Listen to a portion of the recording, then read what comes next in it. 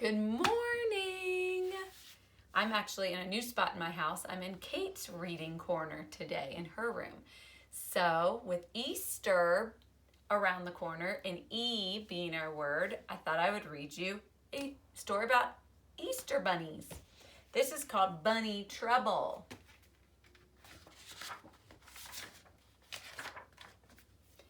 I'll read it and then show you the pictures. Once there was a rabbit colony that was different from any other. The rabbits here were in charge of decorating all the Easter eggs for the Easter bunny to deliver. Everyone worked year-round getting ready. Everyone except Ralph. He cared for only one thing in the world: soccer. It worried his mother and father. Oh no, look, he's hit the soccer ball in the house. It worried the other rabbits in the colony. It worried his teachers in the school where all the young rabbits went to learn egg decorating. Where was Ralph while everyone else was hard at work in the classroom? He was outside working on his fancy footwork. It worried his sister Liza, especially when he ruined her birthday party. What did he do? Liza loved Ralph more than anyone else in the world, but she knew that one day he would get into trouble. He just didn't fit in. Each year as Easter approached, everyone got busier and busier. The chickens laid more eggs. The painters, the jelly bean makers, and the basket stuffers all worked overtime.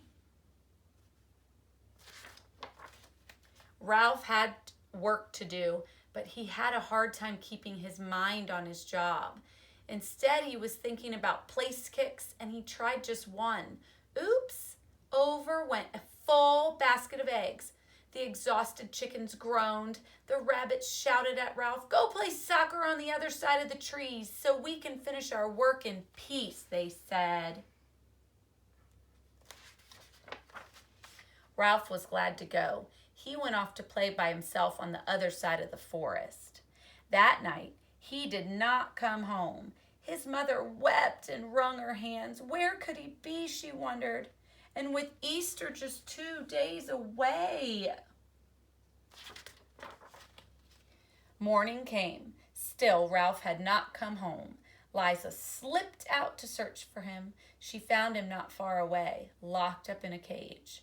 A farmer had caught him while he was practicing his dribble in the cauliflower field. The coach always told us to look where we were going, not at our feet, Ralph joked sorrowfully. Don't worry, Liza told him. I'll go get help. Look at him. He's locked up. He's in trouble now.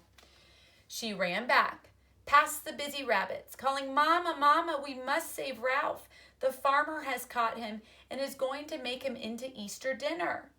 "Oh, I knew that bunny would get into some trouble," wept Mama as she followed Liza to Ralph's cage. It had thick bars and a heavy padlock. "We'll never get him out of here," moaned their mother when she saw Ralph inside.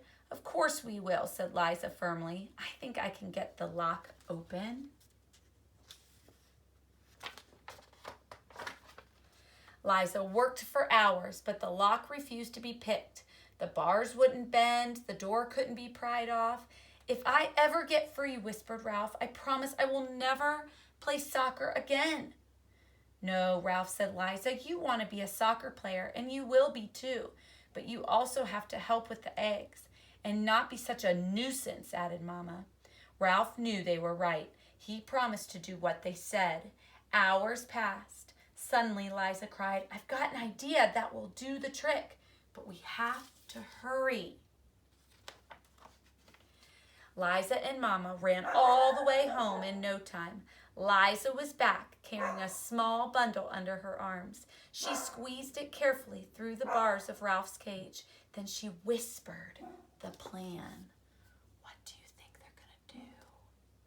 The next morning, there was a great commotion around the cage. Commotion means things got crazy.